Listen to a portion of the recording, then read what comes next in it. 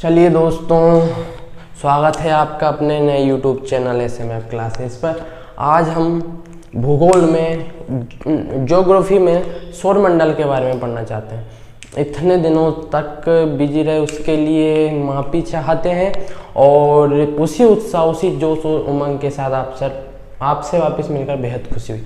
आज का सबसे पहले हम हमेशा आपको मोटिवेशनल क्वाइट्स देते हैं। आज का मोटिवेशनल क्वाइट देखिए आप, क्या है आज का मोटिवेशनल क्वाइट।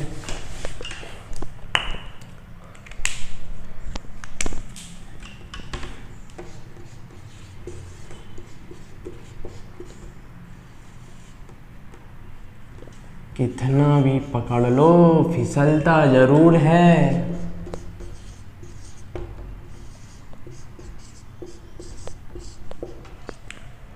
कितना भी पकड़ लो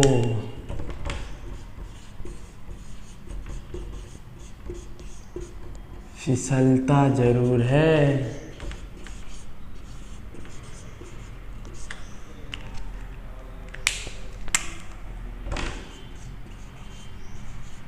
ये वक्त है साहेब,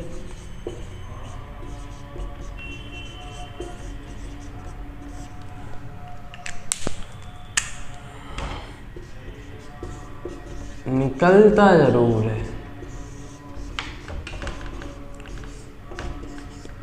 ये वक्त है साहब, निकलता जरूर है। वक्त है साहब, निकलता जरूर है। ये निकल रहा है वक्त। ठीक है दोस्तों, आप इसका स्क्रीनशॉट ले लीजिए। आज हम बात करने वाले हैं किसके बारे में? भूगोल। भूगोल में हम बात करने वाले हैं भूगोल में हम बात करेंगे सौर मंडल। किसके बारे में? सौर मंडल। ठीक है दोस्तों, सबसे पहले हम आपको बता देते हैं सौर मंडल में सूर्य एक तारा है जो आकाशगंगा के बने होते हैं, जिसे हम दुग्ध मेखला आकाशगंगा के नाम से जानते हैं। आकाशगंगा धूल कण गैसों का एक मिश्रण है और जो गुरुत्वाकर्षण के द्वारा बंधे होते हैं। ठीक है दोस्तों, हम इसको लिख देते हैं एक बार। आकाशगंगा क्या है? आकाशगंगा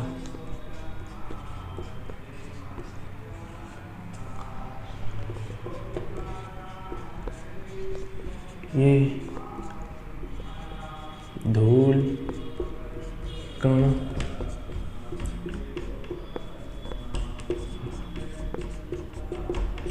गैस का मिश्रण है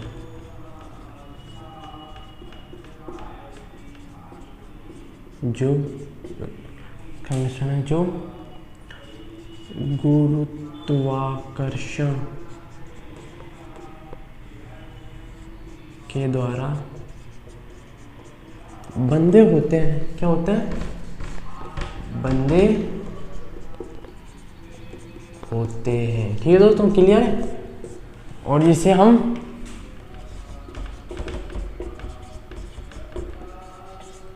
दुग्ध मेखला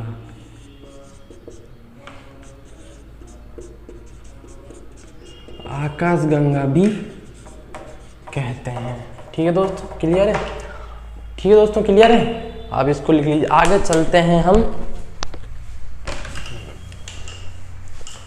सौरमंडल के बारे में कुछ महत्वपूर्ण तथ्य। क्या है? महत्वपूर्ण तथ्य।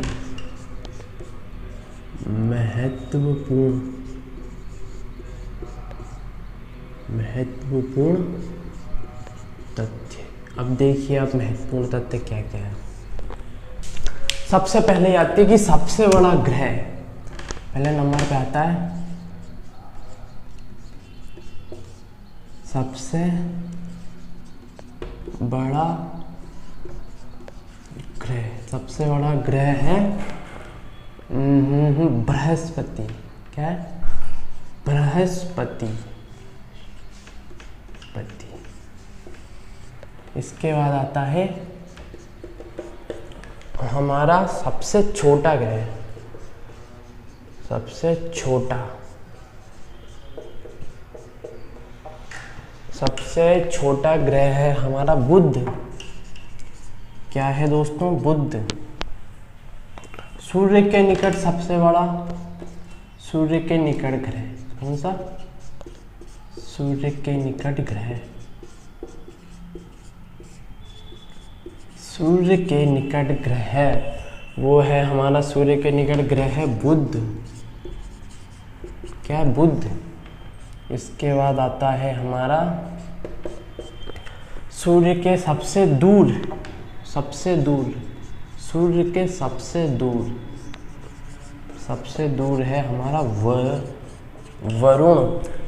और इसके बाद आता है हमारा पृथ्वी के निकट ग्रह, पृथ्वी के निकट ग्रह वो है शुक्र, जिसे हम गर्म ग्रह के नाम से भी जानते हैं। वही आएगा गर्म ग्रह। क्या है? गर्म ग्रह। सबसे बड़ा गर्म ग्रह है शुक्र।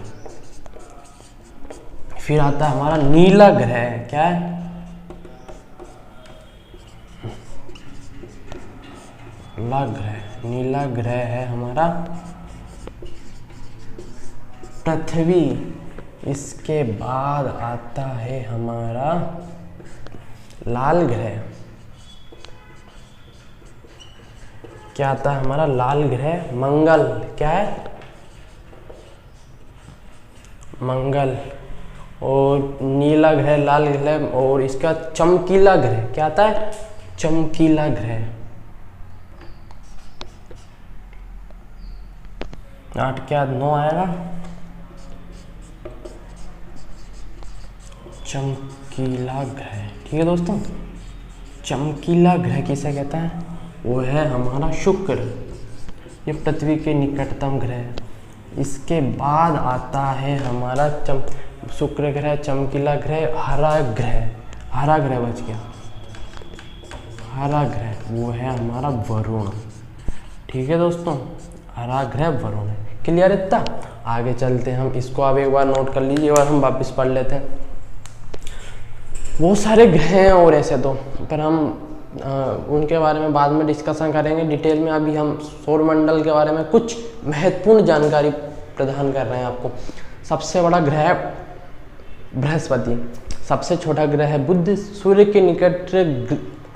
के सबसे निकटतम ग्रह है बुध, सबसे दूर, सूर्य के सबसे दूर ग्रह है वरुण, और पृथ्वी के निकट ग्रह है शुक्र, और सबसे गर्म ग्रह भी शुक्र है, और नीला ग्रह पृथ्वी को कहा जाता है, लाल ग्रह मंगल को कहा जाता है, और चमकीला ग्रह सूर्य को कहा जाता है, शुक्र को कहा जाता है, और हरा ग्रह वरुण को कहा जाता है। क्लियर है दोस्तों? अब आगे हम चलते हैं पृथ्वी के अक्षांश और देशांतर के बारे में। किसके बारे में? पृथ्वी के अक्षांश और देशांतर के बारे में। पहले हम बात कर लेते हैं अक्षांश। अक्षांश इसकी अक्षांश की बात करते हैं हम पहले। अक्षांश से तात्पर्य पृथ्वी के मध्य, भूमध्य से खींची गई रेखा या काल्पनिक रेखा जो जिसे हम एक कोण के रूप में प्रदर्शित करते हैं। ठीक है दोस्तों, क्लियर इतना?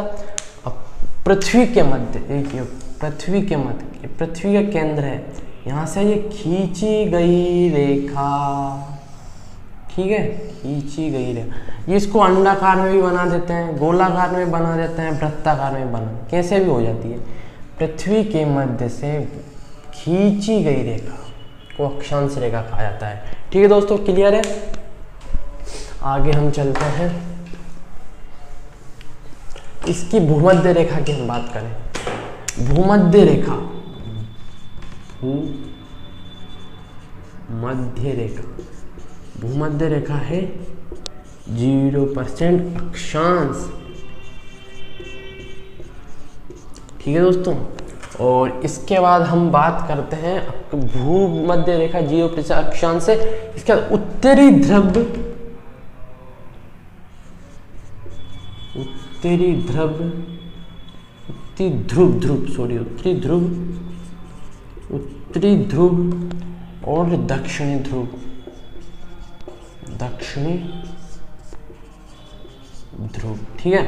उत्तरी ध्रुव तो है 19N, दक्षिणी ध्रुव भी 19S।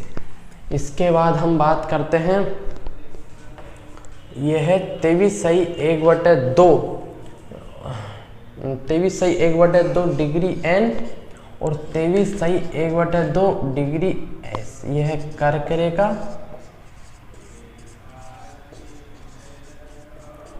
और यह है मकर रेखा। हम अक्षांश की बात कर रहे हैं अभी, यह है मकर रेखा, ठीक है दोस्तों।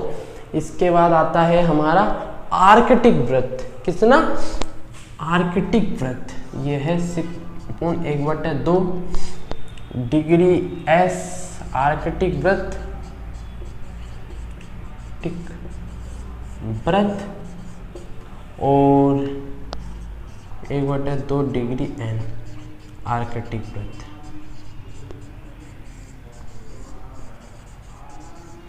ठीक है दोस्तों, क्लियर इतना। भूमध्य रेखा 0 पृथ्वी से अक्षांश है। उत्तरी ध्रुव 19 डिग्री N, आप समझ जाइए जाना ये, और दक्षिण ध्रुव 90 डिग्री S है। मकर रेखा 23/1/2 डिग्री N को दर्शाती है। ये उत्तरी को दर्शाती है और ये दक्षिणी को दर्शाती है, ठीक है, मकर रेखा, ठीक है दोस्तों। और 16/1/2S आर्कटिक वृत्त को दर्शाता है, 16/1/2N आर्कटिक वृत्त को दर्शाता है। और एक अक्षांश के बराबर, एक अक्षांश का मतलब होता है 111 किलोमीटर के लगभग। और देशांतर में भी कुछ नहीं दोस्तों, देशांतर में मैं आपको बताऊंगा। देखिए,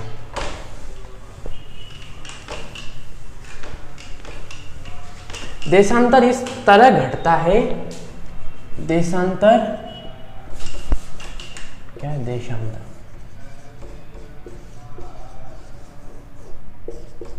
यह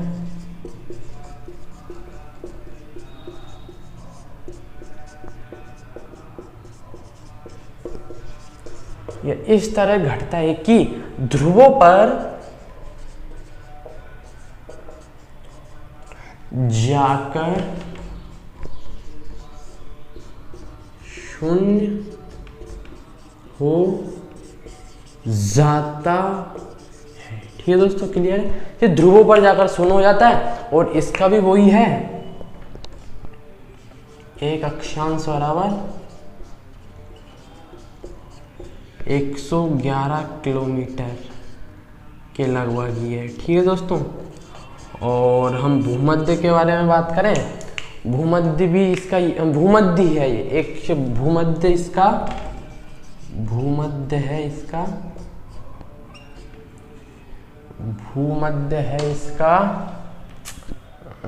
इसको मैं आपको एक बार देख के बताऊंगा, कुछ कंफ्यूजन है।